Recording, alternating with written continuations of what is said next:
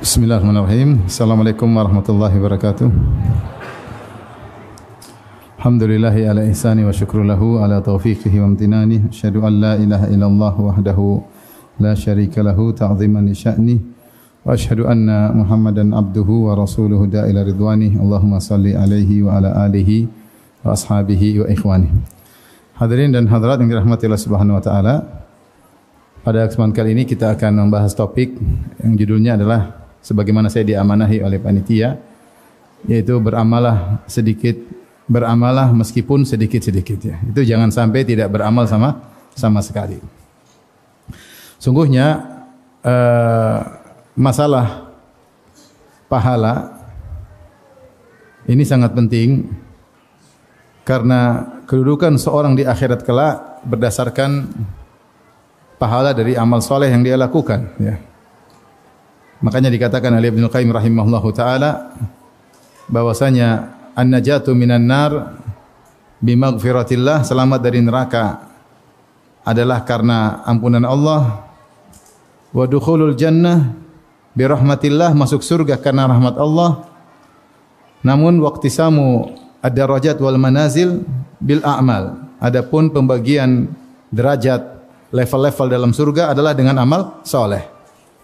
Saya ulangi, selamat karena apa? Ampunan Allah. Masuk surga karena rahmat Allah. Tapi level di akhirat yang menentukan adalah amal soleh. Makanya Allah berfirman, udkhulul jannata bima kuntum ta'malun. Masuklah kalian ke surga sesuai dengan berdasarkan amal soleh kalian. Demikian juga Allah berfirman, kulu washrabu hani'an bima aslaftum fil ayyamil khaliyah. Makanlah dengan senang-senang, minumlah dengan senang-senang di surga. Bima aslaftum fil ayyamil khaliyah, dari amal soleh kalian pada hari-hari yang lalu, yaitu ketika di dunia. Paling kita dapati bahwasanya para orang-orang salihin mereka berlomba-lomba untuk beramal soleh. Allah mengatakan was-sabiquna as-sabiqun ulaika humul muqarrabun. Dan orang yang diluan itulah orang yang didekatkan kepada Allah. Mereka berlomba-lomba untuk beramal soleh, duluan-duluanan. Dan Allah suruh untuk bersaing, kata Allah, wa fi dzalika falyatanafasil mutanafisun. Untuk urusan surga maka bersainglah. Dan ternyata pahala itu hak prerogatif Allah. Allah mau kasih pahala terserah Allah. Memang ada aturan bahwasanya minimal amal soleh pahalanya 10 kali lipat. Man jaa bil hasanati falahu asyru amsalihha. Kata Allah Subhanahu wa taala, siapa yang membawa kebaikan, satu kebaikan, maka bagi dia 10 lipat pahalanya. Ini minimal. Setiap amalan minimal pahalanya 10 kali lipat. Makanya Rasulullah SAW mengatakan, ya, la aqulu wal hasanatu bi asyri amsalihha. Ya, bacalah Al-Qur'an ya, karena setiap huruf ada pahalanya, dan setiap kebaikan, setiap huruf dapat satu pahala, dan satu kebaikan dilipat 10 kali. La aqulu alif lam mim harf, aku tidak mengatakan alif lam mim satu harf, tetapi alifun harfun, lamun harf, mim harf. Alif satu huruf, lam satu huruf, mim satu. Kalau kita baca alif lam mim, kita dapat 3 kali 10. Berapa kebaikan? 30 kebaikan. Lain halnya dengan keburukan, satu keburukan, satu dosa, satu keburukan. Satu dosa, satu keburukan. Kecuali dosa tersebut dilakukan di tanah haram, atau di bulan-bulan haram, atau di bulan Ramadan, maka tetap kuantitasnya satu, tapi kualitasnya diperbesar. Tapi kuantitas tetap satu. Lain dengan kebaikan di setiap saat minimal dilipat gandakan 10 kali lipat. Di waktu-waktu mulia seperti bulan-bulan haram, seperti Ramadan, seperti 10 awal Dzulhijjah, maka dilipat gandakan lagi, baik kuantitas maupun kualitas. Tapi hukum asal dosa itu satu dosa, keburukan cuma satu. Hukum asal satu kebaikan berapa kali lipat? 10, itu minimal. Kecuali infak fisabilillah. Infak fisabilillah minimal 700. Kalau amal soleh yang biasanya minimal 10. Man jaa bil hasanati falahu asyru amsalihha. Siapa yang melakukan kebajikan, Satu kebajikan 10 kali lipat. Tapi kalau infak fisabilillah, mathalul ladzina yunfiquna amwalahum fi sabilillahi kamathali habbatin ambatat sab'a sanabila fi kulli sumbulatin mi'atu habbah wallahu yudha'ifu liman yasha wallahu wasi'un alim. Dalam surat Al-Baqarah kata Allah Subhanahu wa taala perumpamaan orang yang berinfak di jalan Allah fisabilillah untuk jihad, untuk dakwah. Karena dakwah di antaranya jihad fisabilillah untuk para penuntut ilmu. Kata Rasulullah sallallahu alaihi wasallam, "Man kharaja fi talabil ilmi huwa fisabilillah hatta yarji'." Siapa yang keluar untuk menuntut ilmu dari rumahnya, maka sesungguhnya dia sedang fisabilillah sampai dia kembali. Oleh karenanya infak fisabilillah minimal 700 kali lipat. Allah berfirman, "Matsalul ladzina yunfiquna amwalan fisabilillah." Perumpamaan orang yang menginfakkan hartanya di jalan Allah, kamatsali habbah, seperti biji ambatat sab'a sanabil yang kemudian menumbuhkan 7 bulir. Fi kullu sumbulatin mi'atu habbah. Setiap bulir ada 100 biji. Jadi 7 kali 100 berapa? 700. 1 jadi 700. Wallahu yudha'ifu liman yasha. Allah lipat gandakan terserah yang Allah kehendaki. Apakah 700 maksimal enggak? Ila adhafin katsira, lebih daripada itu. Terserah Allah. Ini kebaikan. Beda dengan kezaliman, kemaksiatan, 1 dapat 1. Kalau kebaikan terserah Allah. Allah mau kasih amal sedikit pahalanya gede, terserah Allah. Kenapa protes? Terserah Allah. Yang jelas aturannya minimal 10, kalau infak fisabilillah minimal berapa? 700. Contoh seperti sabar, Allah mengatakan ya, innama yuwaffas sabiruna ajran bighairi hisab. Sabar pahalanya tanpa batas. Banyak. Memaafkan pahalanya juga luar biasa. Kata Allah, faman afa wa aslaha fa ajru 'ala Allah. Siapa yang maafkan dan membuat kebaikan, pahalanya si Allah. Terserah Allah mau kasih berapa. Bisa jadi keluar kaidah.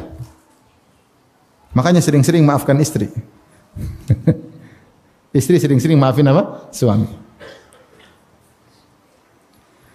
Dari situ ketika kita tahu bahwasanya pahala itu hak pribadi Allah, tidak ada yang bisa atur-atur, maka kita beramal. Meskipun mungkin menurut pandangan kita kecil, rendah. Tapi urusan pahala, urusan Allah. Mau besarin, ya, tidak ada yang bisa protes. Oleh karenanya, Nabi SAW tentu menyuruh kita beramal sebanyak-banyaknya. Tetapi bukan berarti kita meremehkan amal sedikit. Kata Nabi, beramallah.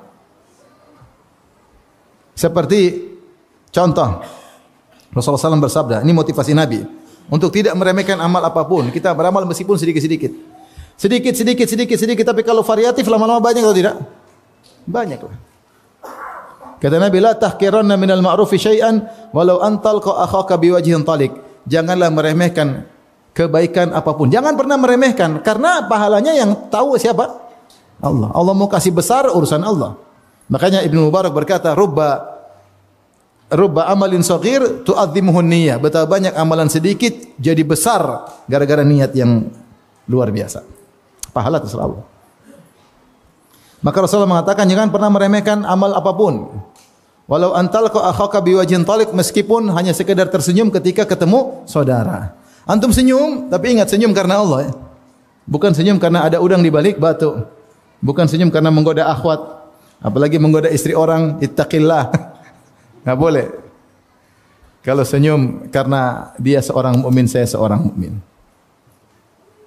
Senyum karena ingin menyebarkan akhlak. Semakin banyak kita senyumi, banyak pahala enggak? Banyak. Makanya Rasulullah berkata, innaka lan tasa'an nas, innakum lan tasa'un nas bi amwalikum. Kalian tidak bisa meliputi manusia dengan harta kalian. Kita mau sedekah sama orang banyak, 1000 orang, enggak mampu, duit enggak cukup. Taruhlah mampu. Bagaimana kalau 1 juta orang? Enggak mampu. Walakin yasa'ahum bastul wajhi, tapi kalian bisa meliputi mereka dengan senyuman. Antum bisa senyum di depan 1 juta orang, bisa enggak? Mau 1 miliar orang senyum bisa. Tinggal senyum aja. Yang melihat senyum kita. Jadi pahala banyak. Orang lihat kita senyum semua senang. Dapat pahala enggak?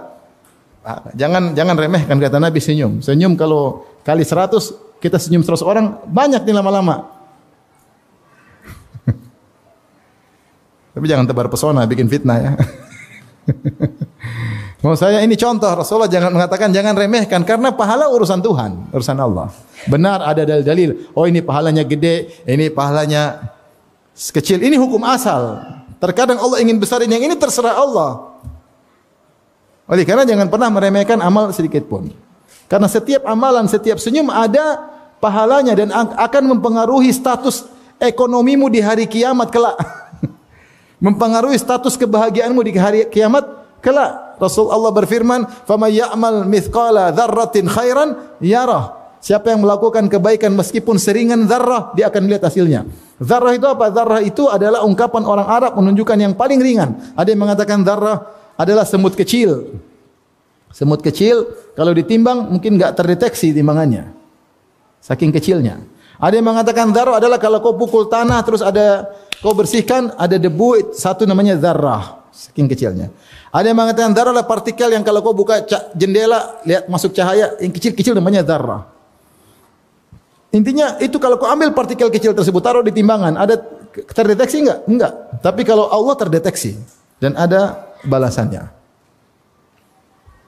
Dan balasan itu pasti mempengaruhi nasibmu di akhirat, di alam barzah.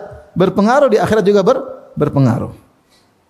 Kata Nabi, jangan meremehkan kebaikan apapun meskipun sekedar tersenyum. Kata Rasulullah SAW, tabassumuka fi wajhi akhika sadaqah. Senyum di hadapan wajah saudaramu adalah apa? Sedekah. Ini contoh, jangan remehkan. Rasulullah suruh jangan meremehkan, berarti dia beramal meskipun kelihatannya sedikit, meskipun kecil, jangan remehkan. Rasulullah larang dan Rasulullah menggunakan la nahi dengan nun taukid, la tahkiranna. Kalau bahasa Indonesia artinya jangan sekali-sekali, jangan pernah meremehkan kebaikan sedikit pun. Contoh lagi Rasulullah SAW mengatakan, ya, fattaqun nara walau bi syiqqit tamrah. Jagalah diri kalian dari neraka meskipun hanya bersedekah sepenggal korma. Sepenggal korma berapa nilainya? Enggak ada nilainya. Tapi kalau kau tidak punya apa-apa kecuali itu, jangan pernah meremehkan. Ini bisa jadi menyelamatkan kau dari neraka jahanam. Kalau tidak ada fungsinya, kenapa Nabi motivasi? Nabi mengatakan, jagalah diri kalian meskipun dengan bersedekah sepenggal korma. Berarti sepenggal korma bisa menyelamatkan dari neraka atau tidak? Bisa. Kalau enggak bisa, ngapain Nabi bilang begitu? Tapi serahkan sama Allah, Allah yang tahu. Sepenggal korma bisa saja dengan ketulusan luar biasa, dengan sebab tertentu bisa menyelamatkan kau dari neraka. Apalagi sekarung korma. Ini bukan Nabi ngajarin untuk pelit, enggak. Tapi kalau kau tidak punya apa-apa, kalau kau belum terbiasa bersedekah kecuali baru sepenggal, lakukan aja dulu. Lakukan aja dulu, jangan pernah meremehkan. Hidup cuma sebentar, umur kita cuma sebentar. Enggak ada yang tahu kita hidup sampai kapan. Ya, yang bisa kita lakukan, lakukan. Contoh Rasulullah SAW sebutkan tentang cabang-cabang keimanan. Kata Rasulullah SAW, al-imanu bi'un wa sab'una syu'bah.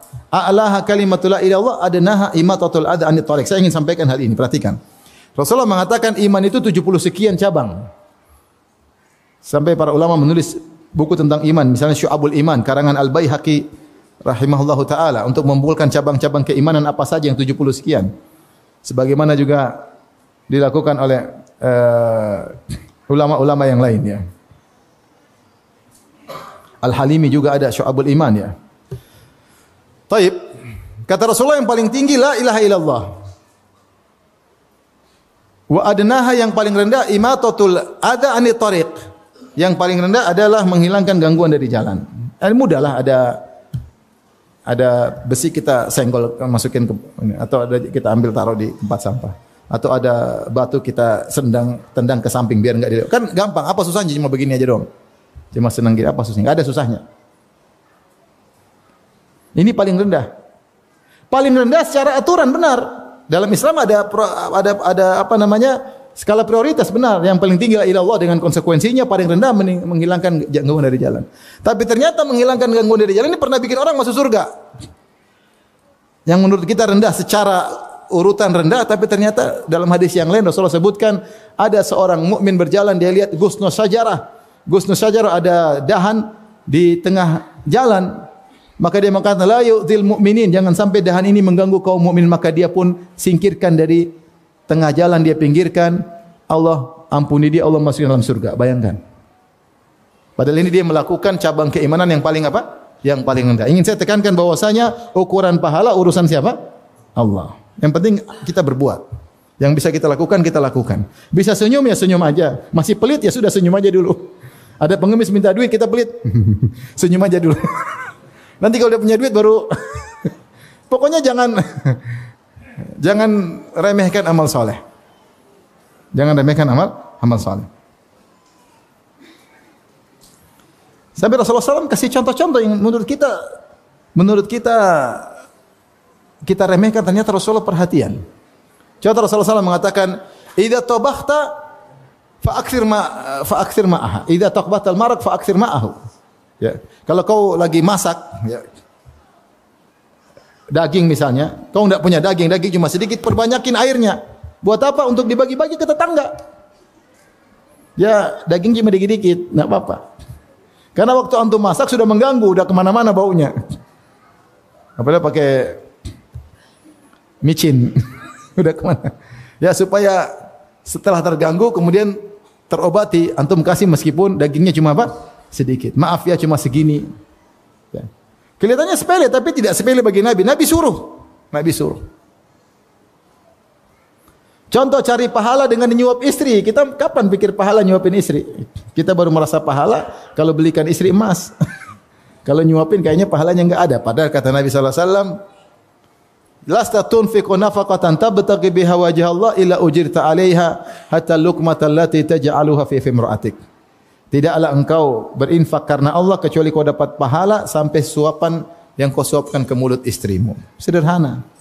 Nyuapin istri. Siapa yang hari ini nyuapin istri? Coba angkat tangan. Siapa hari ini nyuapin istri? Masya Allah. Allahumma barik. Masya Allah. Mudah-mudahan ikhlas. Cuma satu orang aja. Yang lain kemana aja? Belum punya istri. Subhanallah. Dapat pahala nyuapin istri. Niat karena Allah Subhanahu wa taala. Saya juga nyuapin istri, Ustaz. Kenapa? Istri lagi sakit. Wah, iya, wajar. Kalau itu saya juga bilang. Baik. Contoh Rasulullah menyuruh kita perhatian, bahkan Allah menyuruh kita untuk bertutur kata yang baik. Kata Allah, "Wa qulu lin-nasi husna." Ucapkanlah kata-kata yang baik kepada manusia. Secara umum kalau dibilang an-nas itu umum kepada kaum mukminin, kepada orang kafir, kepada siapapun selama dia manusia, ucapkanlah kata-kata yang baik. Apa susahnya kita bertutur kata yang baik? Kita disuruh mikir dulu. Rasulullah berkata, "Wal kalimatu thayyibatu shadaqah." Kata-kata yang baik adalah sedekah. Kita terkadang menyepelekan perkataan. Ngomong nyinyir, ngomong nyinggung, ngomong merendahkan, ngomong kok nyelekit, kok enggak enak banget omongannya. Komentar juga begitu. Kalau komentar di grup bikin sakit hati anggota grup semuanya. Mau dikeluarkan ternyata dia admin grupnya. Gimana? Apa susahnya kita kata-kata baik? Kata Nabi, "Wal kalimatu thayyibatu shadaqah." Kata-kata baik sedekah. Subhanallah. Tidak bisa kita sedekah tiap hari sama istri, ngomong sama istri dengan baik. "Sayang, gimana kabarnya? Gimana kamu hari ini? Gimana status ekonomi hari ini?" "Mana sayang, sudah baca Quran belum? Abi kangen dengar suaramu." Masya Allah, kan enak. Kata-kata baik. Menghargai perasaan istri. Milih kata-kata sebelum ngomong sama istri. Dapat pahala. Sama anak-anak juga demikian. Ucapan kata-kata yang menyenangkan anak-anak. Niat karena Allah. Dapat pahala enggak? Pahala. Sedikit. Jadi banyak. Sedikit ini pun pahalanya belum tentu sedikit. Pahala kan saya bilang tadi hak prerogatif siapa? Allah. Hak istimewa Allah. Enggak ada yang mau protes-protes ya Allah mau kasih pahala terserah Allah Subhanahu wa taala. Mau sebanyak apapun terserah Allah Subhanahu wa taala. Sampai Rasulullah bersabda tentang zikir secara umum. Kalimatani khafifatani alal lisani thaqilatani fil mizani subhanallah bihamdi subhanal azim. Dua kalimat yang ringan di lisan, tidak ada susahnya. Cuma bilang subhanallah bihamdihi subhanal azim. Ya. Tapi thaqilatani fil mizan. Tetapi berat di timbangan. Pahalanya besar. Dua kalimat tersebut subhanallah bihamdihi subhanallahil azim. Dan zikir-zikir secara umum pahalanya besar. Mudah kita zikir sedikit, istighfar kadang, astagfirullah, atubu ilaih, astagfirullah, atubu ilaih. La ilaha illallah, subhanallah, alhamdulillah, la ilaha akbar. Subhanallah bihamdihi adada khalqihi wa ridha nafsihi wa zinata arsyihi wa kalimatihi. Zikir pagi, zikir petang. Kelihatannya sepele tapi pahalanya besar di sisi Allah Subhanahu wa taala. Maka ini sedikit-sedikit kalau berkumpul jadi banyak. Maka jangan pernah sepelekan. Yang penting ada kegiatan. Kita bisa amal soleh sedikit-sedikit tapi banyak kegiatan. Di rumah ada kegiatan senyum sama istri, ngobrol sama anak-anak, sama pembantu juga dengan tidak menghina, tidak merendahkan. Dia manusia, punya status, kita ngomong yang baik. Ya, sama tetangga. Assalamualaikum Pak, mana Pak? Sehat Pak? Ya. Mana kabarnya Pak? Kalau ada salam tempel bagus, kan Pak?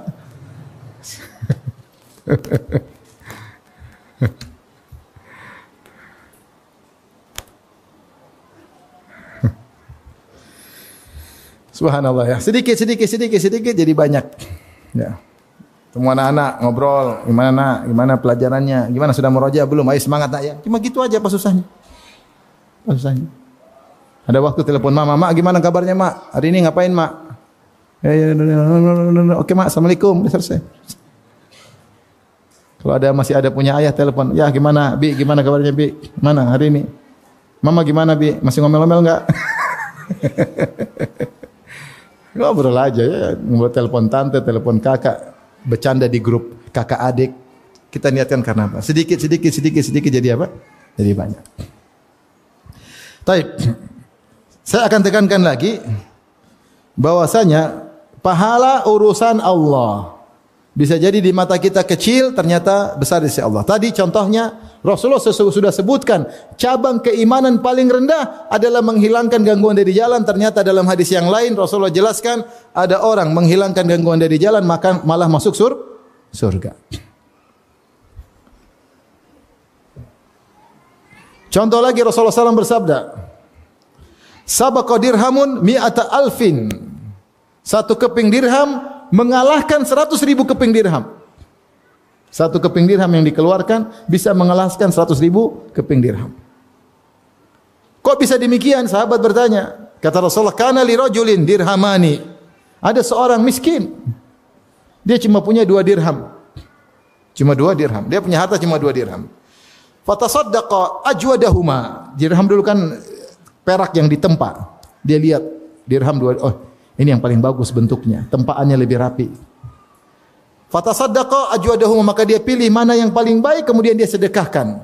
Yang logamnya kurang bagus buat dia simpan. Ini yang disedekah 1 dirham. Berarti dia punya dirham cuma berapa? 2 keping dirham. 1 disedekahkan yang paling baik, 1 dia simpan. Wa antalaqa rajulun ila ardi malihi atau irdi malihi fa akhadha minha mi'ata alfin fatasaddaqa. Yang satunya dia pulang ke rumah harta segudang. Terus dia ambil 100.000 keping. Terus dia sedekahkan. Mana paling lebih banyak? Yang pertama. Kok bisa Ustaz? Mending kita jadi orang miskin Ustaz. Kata para ulama, orang ini miskin. Ketika dia bersedekah dengan 1 dirham, dia bersedekah dengan setengah hartanya. Oleh karenanya Allah menilai pahala terkadang dari kuantitas, secara kuantitas terkadang dari persen harta yang dia miliki. Ini 1 dirham bukan sedikit bagi dia karena dia telah berinfak dengan setengah hartanya. Sedangkan si kaya ini ketika dia mengeluarkan 100.000 dirham tidak mengubah hartanya sama sekali. Karena hartanya jutaan dirham. Mana lebih banyak pahalanya? Kata Nabi yang pertama, ini lebih dahuluan menang. Maksudnya pahala urusan siapa? Urusan Allah. Kelihatannya sepele tapi ternyata besar di sisi Allah Subhanahu wa taala. Contoh lagi kisah wanita pezina yang beri minum kepada seekor anjing. Bainama kalbun ya yutifu bi raqiyatin kada yaqtulul atash isra'athu baghirun baghaya bani Israil. Ada seekor anjing kehausan muter-muter di sebuah sumur. Dia lagi haus sampai jilat-jilat pasir. Depan dia ada air cuma dia enggak bisa nyemplung. Kalau nyemplung enggak bisa keluar, selesai. Ya, innalillahi wa inna ilaihi raji'un. Akhirnya dia muter-muter aja. Tiba-tiba ada wanita pezina dari wanita Bani Israel, kasihan lihat dia. Maka dia pun turun, fanazat muqah, dia lepas sepatunya, dia ambil air, fasaqathu, dia beri minum kepada anjing tersebut, faghafarallahu laha bihi. Maka Allah ampuni dosa-dosanya gara-gara itu, subhanallah. Allah mau ngampuni terserah, gara-gara perkara sepele terserah Allah. Yang penting kamu berbuat apa? Amal soleh. Urusan pahala urusan Allah. Ya Ustaz, dia sedekah 1 miliar. Kamu berapa? Cuma 100.000 Ustaz. Sudah. Urusan Allah. Belum tentu 1 miliar lebih baik daripada 100 apa? Ribu. Yang penting kamu sedekah. Jangan cuma bilang, ya Allah, Masya Allah, Allahumma barik. Tapi kamu juga enggak keluar duit. Keluarin duitmu semampunya. Makanya sungguh menakjubkan orang yang sejak ketika dia susah dia sudah suka bersedekah. Semakin dia bertambah rezeki dia tambah bersedekah terus. Allah tahu ini susah kaya terus bersedekah. Alladzina yunfiquna amwalahum, ya, apa kata Allah Subhanahu wa taala, wasari'ul maghfiratin min rabbikum wa jannatin arduha samawati wal ardu iddat lil muttaqin alladzina yunfiquna amwalahum fis sarra'i wad dharra.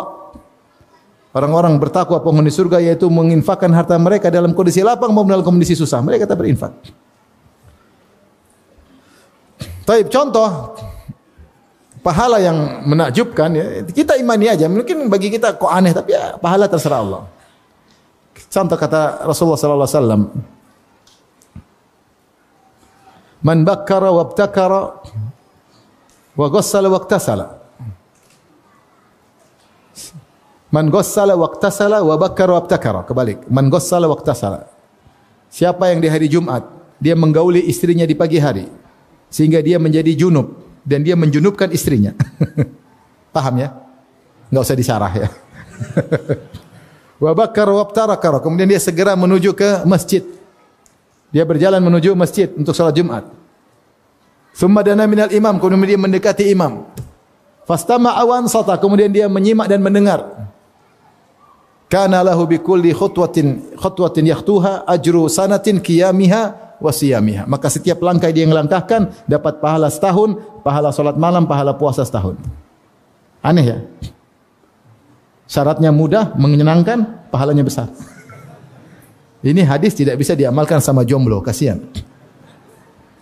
Menghayal doang. Pahalanya kok banyak Ustaz? Ya terserah Allah, kamu protes. Dikasih pahala banyak protes, terus maunya sedikit aja. Ya ada senangnya, ada beratnya. Pagi-pagi mestinya, bukan jam 11 mau azan baru begitu, enggak. Jam 8 pagi. Kemudian pergi, kata para ulama, kenapa? Karena ketika dia berhubungan dengan istrinya, maka godaan syahwat sudah hilang. Sehingga dia lebih konsen untuk beribadah kepada Allah Subhanahu wa taala. Dia berjalan mungkin melewati berbagai macam pemandangan. Dia bisa konsen sampai ke masjid, kemudian dia baca Quran, salat sampai menunggu imam datang. Pahalanya luar biasa. Sama dalam hadis, man raha fi sa'atil ula faka'annama qarraba badanah. Siapa yang datang di waktu pertama hari Jumat seakan-akan menyembelih seekor onta. Siapa yang datang ke waktu kedua seakan-akan menyembelih seekor sapi. Sehingga para ulama berselisih, mana waktu pertama, waktu kedua. Intinya ada yang mengatakan bagi aja waktu dari pagi sampai azan zuhur, bagi 5 atau bagi 4, saat pertama itulah masih dapat onta. Kira-kira kalau jam 8 atau jam 8 masih dapat apa? Onta. Terakhir cuma telur. Seperti berkorban telur. Kalau imam sudah naik mimbar, tertutup catatan. Enggak ada telur, enggak ada ayam, enggak ada kambing, enggak ada sapi, enggak ada onta, selesai. Ya. Pahalanya segitu, Ustaz. Ya udah terserah Allah. Kenapa kau protes? Sudah, yang penting kau kerjakan. Beriman enggak? Kerjakan. Taib. Ada satu hadis yang Rasulullah SAW menjelaskan bagaimana luasnya rahmat Allah. Sampai Rasulullah sebut orang tersebut dengan amila qalilan wa ujira katsiran. Amalnya sedikit, pahalanya besar. Amalnya sedikit, pahalanya besar.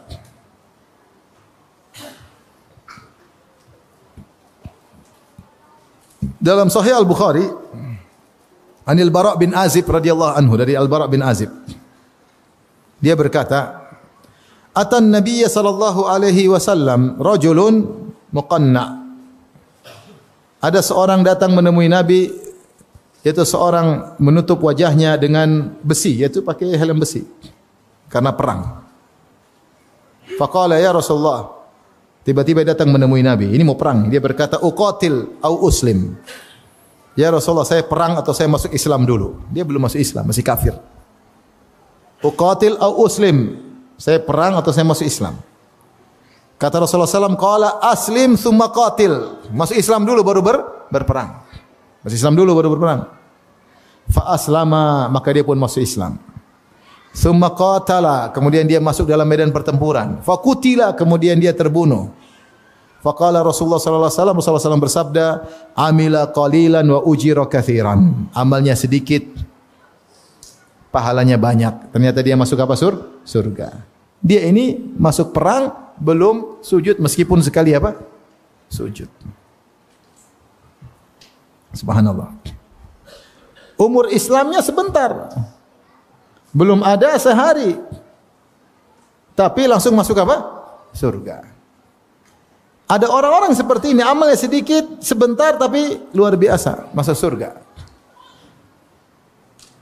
Contoh, siapa lagi yang semisal ini? Amr bin Thabit bin Waqsh al-Ansari yang dikenal dengan Usairim. Usairim dari Bani Abdul Ashhal, dari kalangan Ansar. Ketika seluruh Banu Abdul Ashhal masuk Islam, cuma dia yang belum masuk Islam. Seluruh kerabatnya semua masuk Islam, dia aja yang belum masuk Islam. Kenapa bisa demikian? Ya. Disebutkan bahwasanya dia ternyata punya praktek riba. Jadi dia praktek riba, dia tidak ingin masuk Islam. Kalau masuk Islam nanti riba haram. Maka dia ingin tetap dapat praktek apa riba, dapat untung. Teman-temannya semua sudah masuk Islam sebelum Nabi berhijrah. Dia baru masuk Islam pada tahun 3 Hijriah. Jadi dia terlambat masuk Islam mungkin 4 tahun. Teman-temannya semua sudah menjalankan Islam selama 4 tahun. Dengan salat, dengan puasa, dengan jihad dalam perang Badar, mungkin dengan sebagian mereka ikut perang Badar, ya. Sedekah dan macam-macamnya. Dia belum mau karena masih ingin praktek apa? Riba.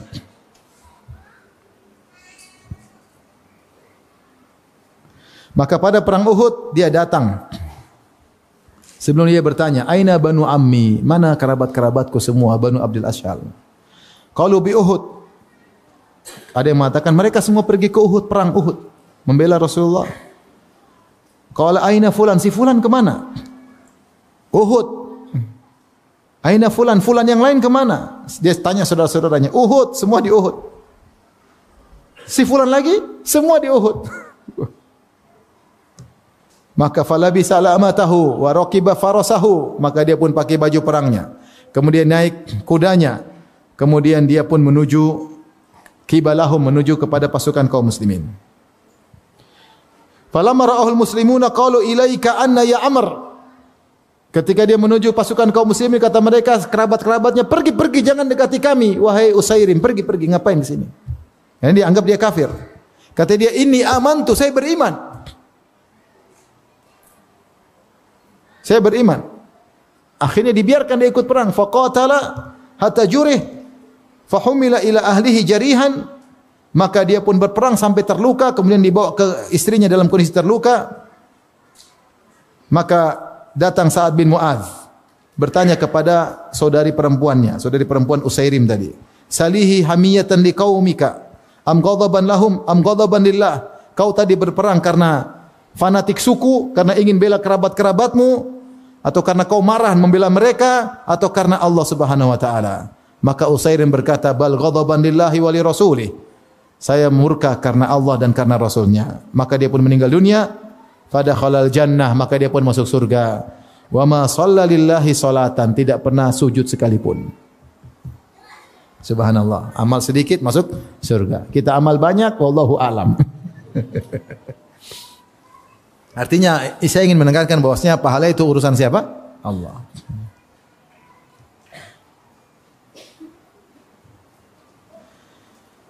Kemudian juga dalam kisah yang lain, ini dalil bahwasanya ya, orang kalau mau perang harus Islam dulu. Kalau perang belum Islam tidak ada faedahnya. Kisah tentang penggembala kambing ya, yang berkulit hitam budak berkulit hitam yang masuk Islam. Kemudian meninggal, kemudian masuk surga. Ada seorang namanya Yasar Al-Habashi, disebutkan oleh Ibnu Al-Athir. Yasar Al-Habashi, dia seorang budak milik seorang Yahudi. Yahudi tersebut namanya Amir. Maka dia pun masuk Islam. Ketika Rasulullah SAW mengepung Khaybar, maka dia pun mati syahid dalam perang tersebut. Ada yang mengatakan namanya Yasar, ada yang mengatakan Aslam. Ya. Adapun kisahnya diriwayatkan oleh Ibnu Hisham dalam Sirah dan juga Al-Baihaqi dalam Dalail Nubuwah dan Zahabi dalam Tarikhul Islam dan juga disebut Ibnu Qayyim dalam Zadul Ma'ad. Dari Jabir bin Abdullah radhiyallahu anhuma, beliau berkata, "Kunna ma'a Rasulillah sallallahu alaihi wasallam fi ghazwati Khaybar." Kami sedang bersama Nabi dalam perang Khaybar. Itu memerangi orang Yahudi. Kharajat sariyatun fa akhadhu insanan ma'ahu ghanamun yar'aha. Maka keluarlah pasukan kecil, ya, sariyah. Lalu mereka mendapati seorang yang membawa kambing, penggembala kambing. Faja'u bi ila Rasulillah, maka pasukan kecil itu bawa penggembala kambing ini berkulit hitam dari Habasyi kepada Rasulullah sallallahu alaihi wasallam. Fakallamahu Nabi sallallahu alaihi wasallam masyaallah an yukallimahu. Rasulullah dakwahi dia, Rasulullah dakwahi. Meskipun penggembala kambing Rasulullah dakwahi, kaya miskin Rasulullah dakwahi. Maka sampai orang itu berkata, budak tadi berkata, "Inni qad amantu bika wa bima ji'ta bihi." Ya Rasulullah, aku telah beriman kepadamu dan beriman dengan risalah yang kau bawa. Kemudian fa kaifa bil ghanami ya Rasul? Terus kambing-kambing ini gimana ya Rasulullah? Fa innaha amanah, ini adalah amanah orang, bukan punya saya. Wa hiya linnas, ini saya bawa kambing-kambingnya banyak orang. Kambing-kambingnya orang Yahudi. Ada yang satu kambing, yang punya satu kambing, wasyatan, ada yang punya dua kambing. Dan ada yang punya lebih dari itu, kambing banyak orang saya gembalakan. Kata Rasulullah SAW, "Oh, sub wujuhaha." Yaitu lemparkanlah kerikil-kerikil atau pasir-pasir ke wajah kambing-kambing tersebut. Tarji ila ahliha, nanti akan kembali sendiri. Maka fa akhadha qabdatan min hasba'i aw turabin farama bihi wujuha. Maka budak tadi ngambil satu genggam pasir atau kerikil-kerikil kecil, kemudian dia lemparkan ke wajah-wajah kambing-kambing tadi. Mukjizat ayat. Ya, maka kemudian fa kharajat tashtaddu hatta dakhalat kullu syatin ila ahliha. Masing-masing kambing pulang ke majikannya masing-masing. Thumma taqaddama ila saf, kemudian dia maju ke dalam saf. Fa asabahu sahmun faqatalahu. Maka dia terkena anak panah, kemudian dia pun mati. Walam yusalli lillahi sajdatan qat, dan dia tidak pernah sujud meskipun sekali saja. Rasulullah sallam kemudian mengatakan, masukkan dia dalam tenda mayatnya. Kemudian Rasulullah sallam melihatnya. Kemudian Rasulullah sallam berkata, laqad hasuna islamu sahibikum. Sungguh telah indah Islam sahabat kalian ini. Ya, laqad dakhaltu alaihi, dan aku telah melihat tadi jasadnya, mayatnya. Wa inna indahu la zaujataini lahu minal huril ain. Sungguhnya dia mendapatkan dua istri bidadari. Masuk Islam cuma sebentar. Amila qalilan wa ujira katsiran. Amal sedikit, pahalanya besar. Hal ini seperti siapa? Seperti para penyihir Firaun.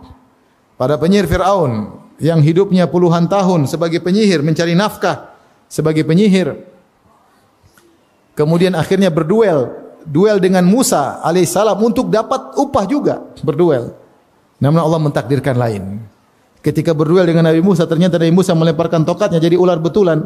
Kemudian makan tongkat-tongkat dan tali-tali mereka, maka mereka yakin ini utusan Allah. Mereka langsung sujud. Fa ulqiyas saharatu sujada. Mereka sujud. Ketika mereka sujud kepada Allah, Fir'aun ngamuk. Ya. Inna hadza lakabirukum alladhi 'allamakum sirra. Kalian ini ternyata Musa ini guru kalian. Kalian cuma sandiwara di sini. Aku akan salib kalian, aku akan potong kalian. Potong kaki kanan dengan tangan kiri atau kaki kiri dengan tangan kanan. Maka mereka bersabar, mereka dibunuh, mereka masuk surga. Subhanallah. Islam cuma sebentar. Enggak sampai satu siang. Waktu duha masih kafir, sore sudah meninggal, sudah masuk surga. Ada kisah menarik saya baca di internet tentang seorang syekh namanya Muhammad Al-Farraj. Dia bertemu dengan seorang Hindia, banyak pekerja di Arab Saudi, orang India. Ketika orang India tersebut beragama Hindu, maka dia dakwahi. Tetapi orang India ini menolak. Dan dia minta maaf Syekh, saya tidak bisa, maaf Syekh, saya begini-begini. Sampai suatu hari Allah bukakan hatinya. Kadang orang masuk Islam belakangan, mungkin dia mikir, kalau di depan kita mungkin dia belum masuk Islam, tapi pulang dia mikir. Dia tentangkan dengan akal sehatnya, kemudian akhirnya dia dibukakan hatinya untuk masuk Islam. Maka dia pun datang ke Syekh Muhammad Al-Farraj. Di sini sebut namanya Muhammad Al-Farraj, di masjidnya untuk ucapin salam. Tetapi Syekh lagi sibuk dengan murid-muridnya. Dia mau salamin, Syekh lagi sibuk dengan murid-muridnya. Tidak kasih perhatian sama dia. Ya, kemudian Syekh keluar dengan murid-muridnya, mungkin mereka lagi nanya-nanya. Akhirnya orang ini hanya berdiri depan pintu masjid. Dia melihat Syekh keluar dengan murid-muridnya. Ya. Kemudian mereka naik mobil, kemudian pergi jauh. Maka dia pun menangis di depan pintu masjid. Dia ingin masuk Islam. Dia terus menangis di depan pintu masjid. Sampai akhirnya datang seorang penghuni di kampung tersebut, anak muda, orang awam, tanya, ente kenapa? Ya, kok nangis di depan masjid? Orang kafir ya, kan orang pekerja kasar mungkin. Maka orang India ini mengatakan, saya ingin masuk Islam. Maka anak muda ini segera berkata, jazakallahu khair, ayo mari ke rumah saya. Maka orang India ini masuk Islam lewat anak muda tadi. Kemudian diajar untuk berwudu, kemudian ditalkin syahadatain. Setelah selesai Islamnya, kemudian orang ini ya pergi. Waktu menjelang maghrib, dia pun balik ke kamarnya. Dia baru masuk Islam, dia pulang ke kamarnya, tiba-tiba dia mengalami sakit di perutnya, sakit yang parah. Ya. Maka akhirnya anak muda ini pergi ketemu Syekh. Kabarkan Syekh Muhammad Farraj, kata dia, Syekh, ini orang India yang sering kau dakwahi, dia masuk Islam.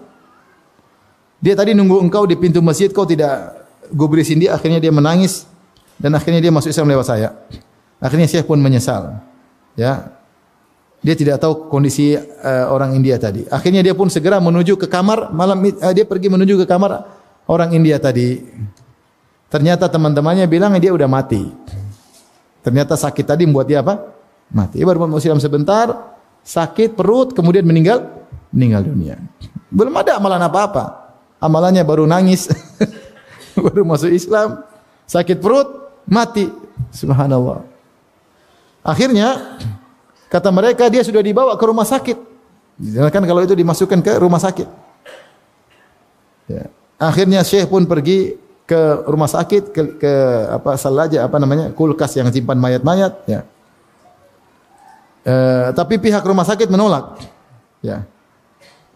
Safarah kedutaan India pengin dia dipulangkan ke mana? Ke India. Akhirnya Syekh bilang, ini orang sudah masuk Islam. Ya. Jangan dikirim ke India, nanti dibakar. Ya. Ini sudah masuk Islam dan ada bukti-buktinya. Ternyata rumah sakit menolak, enggak ada. Ini ya KTP-nya jelas, agamanya jelas, semuanya jelas, enggak bisa. Mereka tolak karena peraturan di sana ketat. Akhirnya Syekh Muhammad Farraj pun pergi menemui Syekh bin Baz rahimahullahu taala. Ketemu dengan Syekh bin Baz rahimahullahu taala. Kemudian dia menceritakan apa yang dialaminya, ingin mengeluarkan selamatkan orang ini tapi tidak bisa, mau dipulangkan ke negaranya. Akhirnya Syekh bin Baz tulis surat kepada penguasa, kepada pemerintah agar orang ini diserahkan kepada kawan-kawan. Syekh bin Baz Masya Allah dia tulis, akhirnya datang perintah untuk menyerahkan mayat tersebut kepada kawan-kawan karena dia sudah masuk Islam. Akhirnya tiba hari Jumat pagi dan ini orang mau disolatkan setelah solat Jumat. Kebetulan khatibnya Syekh Muhammad Al-Farraj. Maka dia pun berkhutbah pada hari Jumat tersebut, ya, tentang orang-orang yang meninggal dan belum pernah sujud meskipun sekali dalam umur mereka, kemudian mereka masuk surga. Di khutbah pertama dia ceritakan kisah-kisah sahabat atau orang-orang yang masuk Islam belum sempat sujud kemudian meninggal dunia tapi masuk surga. Di khutbah kedua maka dia sebutkan tentang kisah laki-laki orang India ini. Kemudian dia katakan sebentar lagi kalian akan menyolatkan lelaki ini. Akhirnya mereka solatkan. Subhanallah. Terkadang seorang amalnya sedikit kemudian dengan izin Allah Subhanahu wa taala kemudian meninggal kemudian masuk apa? Masuk surga. Makanya ini sebagai penguat bagi kita, ya. Bahwasanya untuk beramal soleh kita tidak perlu nanti kalau amalnya besar, apapun yang mudah bagi kita untuk kita beramal, maka kita lakukan. Meskipun hanya senyum, meskipun hanya sedekah 1.000, 2.000, 10.000, 100.000 yang ada yang mudah kita lakukan. Kita enggak tahu mana amal kita yang diberkahi oleh Allah. Kita enggak tahu mana amal kita yang merupakan sebab masuk surga. Kita enggak tahu mana amal kita yang mungkin sedikit ternyata sebab diampuni dosa-dosa kita yang bertumpuk-tumpuk. Maka jangan pernah meremehkan amal soleh apapun. Apapun yang Allah kasih hidayah kepada kita, kita tiba-tiba berniat untuk beramal soleh, segera lakukan. Jangan pernah tunda-tunda. Meskipun hal tersebut hal yang kecil. Karena saya katakan tadi, urusan pahala adalah urusan Allah Subhanahu wa taala. Demikian saja ikhwan dan akhwat, sedikit ini yang saya sampaikan, memotivasi kita untuk tidak meremehkan amal soleh apapun. Jangan kita pandang kecil ya. Karena meskipun kecil, urusan pahala urusan siapa? Allah Subhanahu wa taala. Dan kita tidak tahu mana amal yang merupakan sebab kita diampuni dan dimasukkan dalam surga. Wallahu taala alam bisawab. Baik, demikian saja kajian kita. Sudah masuk waktu Isya. Insyaallah kita lanjutkan pada kesempatan yang lain. Semoga Allah pertemukan kita di surganya kelak. Amin ya rabbal alamin. Allahumma ja'al khaira a'malina khawatimaha waj'al khaira a'marina khairaha waj'al khaira ayyamina yauma nalqaka ya rabbal alamin. Wabillahi taufiq. Assalamualaikum warahmatullahi wabarakatuh.